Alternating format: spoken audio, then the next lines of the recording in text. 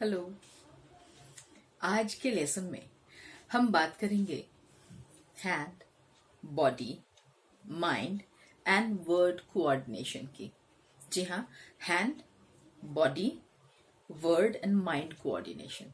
दरअसल हम शब्दों के साथ साथ जब अपनी आंगिक क्रिया करते हैं, अपने बॉडी को इन्वॉल्व करते हैं, उस समय हम एक साथ कई काम कर रहे होते हैं। हमारा ब्रेन उस समय एक साथ कई काम कर रहा होता है और वो काम करते हुए अगर उनका कोऑर्डिनेशन किसी भी वजह से गड़बड़ाया, यानी हम बात करते हुए अगर हाथ का इस्तेमाल कर रहे हैं, अगर हम ये कहें कि भाई साहब आप जो कह रहे हैं वो तो मैंने समझ लिया, लेकिन वो भाई साहब क्या कहेंगे। अब अगर ये आप, मैं और वो, ये तीनों कहने में, तीनों के एक्शंस में अगर कोऑर्डिनेशन ना हो तो ये सेंटेंस कैसा लगेगा, जरा इमेजिन करके देखिए।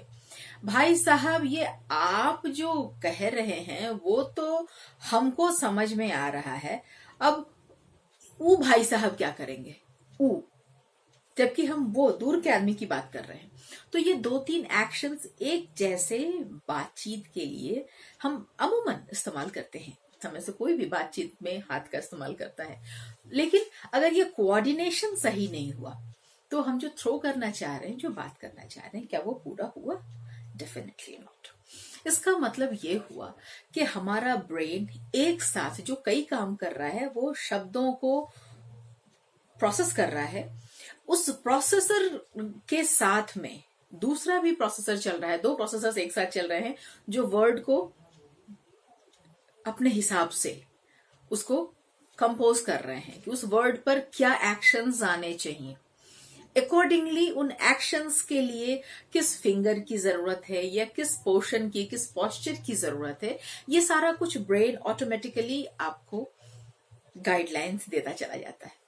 इसके बीच में अगर उस कोऑर्डिनेशन को हम, जिसे हम संगीत के क्षेत्र में इसे रियाज कहते हैं, डांस या कोई भी ड्रामा आर्टिस्ट, किसी की एक्टिंग बहुत अच्छी लगती है, हम कहते हैं कि उसकी टाइमिंग बड़ी अच्छी थी। तो ये टाइमिंग है क्या? ये टाइमिंग वही है जो हम बात कर रहे हैं, उस बात करते हुए में हम जिस मैनरिज्म को अडॉप्ट करके चलते हैं, जो बात करने का हमारा ढंग है, हमारी शैली है, उस शैली को हम और ज्यादा प्रभावी बना कैसे सकते हैं, उस एक्यूरेसी की वजह से। और वो एक्यूरेसी आती कहां से है? क्या इस पर कभी आपने ध्यान दिया है? अगर आप ध्यान देंगे तो आप पाएंगे कि अपने पिछले लेक्चर में जो मैंने जेस्चर और पॉस्चर की बात की थी ना, तो कहीं ना कहीं इन सब में पॉस्चर और जेस्चर का भी बहुत बड़ा हाथ है। जी हाँ, पॉस्चर अगर सही है तो हम जो जेस्चर बना रहे होंगे, that will give the accurate meaning of that, isn't it? उन शब्दों के साथ हमें जो भाव प्रदर्शित करने हैं, उन भावों के लिए हम भावक के रूप में हम एक स्थायी भाव का साधन बन सकते हैं। यहाँ पर मैं एक बार फिर से आपको याद दिलाऊं कि ये रस और भाव जो है वो कब है? जब उसके धारक भी हैं और उसके भावक भी हैं। तो यानी कि मैं अगर किसी एक्शन को कर रही हूं और वो अगर सामने देखने वाला कोई ना हो, उसे समझने वाला कोई ना हो, तो क्या वो एक्शन सफल हुआ? Definitely not. तो एक्शन तभी सही हुआ, एक्शन तभी सफल हुआ, सार्थक हुआ, जब उसके भावक हुए। तो यहां पर इसका मतलब क्या हुआ? जब हम पॉस्चर सही होता है तो हमारा जेस्चर सही होता है, और जेस्चर पॉस्चर के साथ में ही एक माइंड एकदम सूदिंग वे में काम कर पाता है। यानी कि जैसे हम कुछ भी एक कमांड हम दे रहे हैं अपने ब्रेन को, लेकिन कहीं अगर हमारी बॉडी में प्रॉब्लम है, हमारे पोस्चर में प्रॉब्लम है, तो बॉडी ने जो कमांड रिसीव किए हैं, अपने ब्रेन ने जो कमांड उसे दिया है बॉडी के पार्ट को, वो हूबहू उसको एग्जीक्यूट करने में दिक्कत हो सकती है। इसको इस रूप में समझिए, मैं एक छोटा सा एग्जाम्पल दे रही हूं। इसीलिए हम तरह तरह के एक्सरसाइजेस करते हैं, और हैंड बॉडी कोऑर्डिनेशन के लिए एक्शन सॉन्ग्स होते हैं। छोटे क्लासेस में आप अपने बचपन को याद करके देखें या अपने आसपास के प्ले स्कूल्स को याद करके देखें कि बच्चों के साथ में मैक्सिमम चीजें एक्शन में होती हैं, है ना? कभी नोटिस किया है कि ये एक्शन में चीजें क्यों होती हैं? वो इसलिए कि बच्चों का सर्वांगीण विकास हो। उस विकास का मतलब क्या हुआ, वो सिर्फ चीजें वर्ड्स में नहीं सीख रहे हैं, वो उनका डायमेंशनलाइजेशन हो रहा है। ब्रेन एट अ टाइम चीजों को मेमोराइज कर रहा है, उनको प्रोसेस कर रहा है, उनके प्रोसेस करने के साथ साथ उनका एग्जीक्यूशन भी होता चला जा रहा है। अगर चिड़िया है तो चिड़िया ऐसे है, अगर फूल है तो फूल है। तो ये लगता बहुत छोटा है, लेकिन जब हम छोटे बच्चों के साथ काम करते हैं तो हम इन चीजों को रियलाइज करते हैं और उनकी मुसीबतों से हम दो चार होते हैं कि कितना मुश्किल होता है ये कोऑर्डिनेशन को जमा पाना। और इसका सबसे पहला मतलब हमें प्रमाण कहाँ मिलता है, बच्चों के पेंसिल पकड़ने में। क्या आपने नोटिस किया है, पेंसिल पर प्रॉपर ग्रिप आते आते 2 से 3 साल का समय लग जाता है। जी हाँ, आप याद करिए, प्ले, फिर प्रेप, नर्सरी, एलकेजी, यूकेजी तक पहुंचते पहुंचते प्रॉपर लिखना और प्रॉपर ग्रिप आता है। तो ये ठीक है, किसी का जल्दी किसी का देर से होता है, ये दूसरी बात है, लेकिन एक पेंसिल पर ग्रिप तक, कमांड तक लाने में अगर इतना समय लगता है तो जस्ट इमेजिन हमारे बॉडी के इतने सारे ऑर्गन्स हैं, उन ऑर्गन्स को वर्ड्स के साथ में, म्यूजिक के साथ में कोऑर्डिनेट करना कितना मुश्किल है। इसलिए म्यूजिक और डांस यानी जो भी आर्ट्स है, उन आर्ट्स पर जो काम करते हैं उनके बारे में ये कहा जाता है और उनके बारे में ये फाइंडिंग है कि उनका ब्रेन बाकी की तुलना में ज्यादा ट्रेंड होता है। शार्प तो सबका होता है, बट वो वेल ट्रेंड होता है। क्यों? क्योंकि एट अ टाइम उन्हें कई प्रकार के काम करते रहने की आदत है। ब्रेन यूज टू है एट अ टाइम कई सारे काम करने के लिए। इसलिए इस वजह से art and drama and education का ये टॉपिक, ये सब्जेक्ट आपके बीच में है। और अपने उडबी टीचर्स के साथ में हम ये बिल्कुल उम्मीद करते हैं कि हमारे उडबी टीचर्स जो हों वो इतने मल्टी टैलेंटेड और मल्टीपल उनके क्वालिटीज को वो बार बार रिफ्लेक्ट करते रहें कि उनके जो स्टूडेंट्स होंगे, जो भावी स्टूडेंट्स होंगे, वो उनके साथ अपने को और ज्यादा से ज्यादा जोड़ पाएंगे। यहां मैंने एक्शन सॉन्ग की बात कही, तो मैं एक एक्शन सॉन्ग के माध्यम से आपका एक छोटा सा एक्सरसाइज भी मैं करवाना चाहती हूँ यहाँ इस अपने लेगडम में। ये बहुत ही छोटा सा सॉन्ग है, इंग्लिश हिंदी मिक्स है। सॉन्ग इन द सेंस कि ये इसको आप राइम कह सकते हैं। Come here my dear Krishna Kanhai, मैंने तेरे लिए हृदय अंदर बिल्डिंग बनाई। फॉर यू माई डियर खाना बनाया, बटर मिश्री दूध दही खूब मंगाया। सो मच डिले तुमने लगाई, मैंने तेरे लिए हृदय अंदर बिल्डिंग बनाई। रिमेम्बरिंग एवरी डे आंसू बहाऊं, come to house my dear Aarti दिखाऊं। वाई फार रहे कन्हाई, मैंने तेरे लिए हृदय अंदर बिल्डिंग बनाई।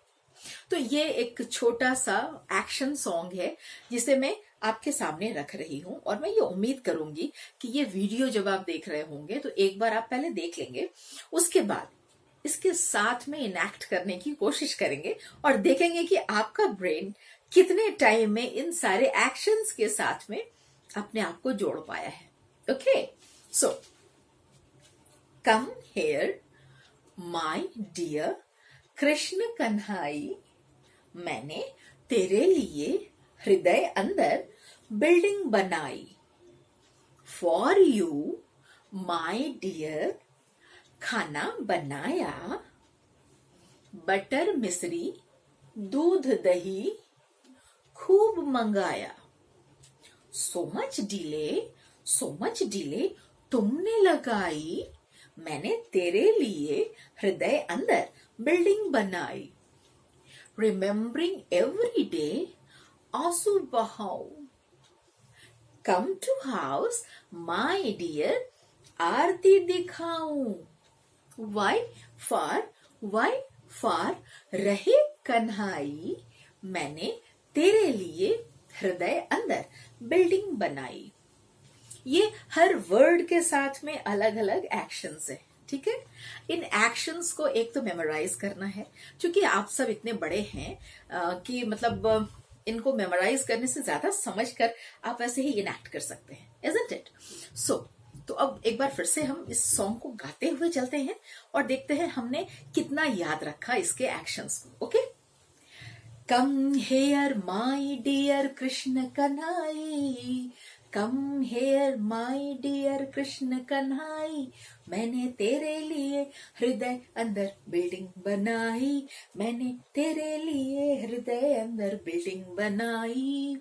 फॉर यू माई डियर खाना बनाया, फॉर यू माई डियर खाना बनाया, बटर मिश्री दूध दही खूब मंगाया, सो मच डिले तुमने लगाई, सो मच डिले तुमने लगाई, मैंने तेरे लिए हृदय अंदर बिल्डिंग बनाई। Come here my dear Krishna Kanhai, मैंने तेरे लिए हृदय अंदर बिल्डिंग बनाई। रिमेम्बरिंग एवरी डे हाउ सुबह हूँ, रिमेम्बरिंग एवरी डे हाउ सुबह हूँ, come to house my dear Aarti दिखाऊं, come to house my dear Aarti दिखाऊं, वाई फार रहे कन्हाई, वाई फार रहे कन्हाई, मैंने तेरे लिए हृदय अंदर बिल्डिंग बनाई, मैंने तेरे लिए, हाँ तेरे लिए, हो तेरे लिए हृदय अंदर बिल्डिंग बनाई। ये तो सॉन्ग हुआ, इसके साथ जो एक्शंस है वो एक्शंस हुए। अब एक जरा सा ये मजे की बात सोच के देखिए, अगर ये सारे के सारे एक्शंस आगे पीछे हो जाए, वर्ड्स के साथ अगर मैच ना हो, तो जस्ट इमेजिन ये सीन कैसा गड़बड़ होगा।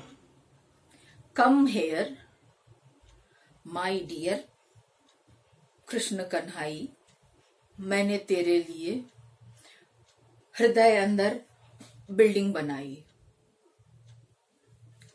फॉर यू माई डियर खाना बनाया,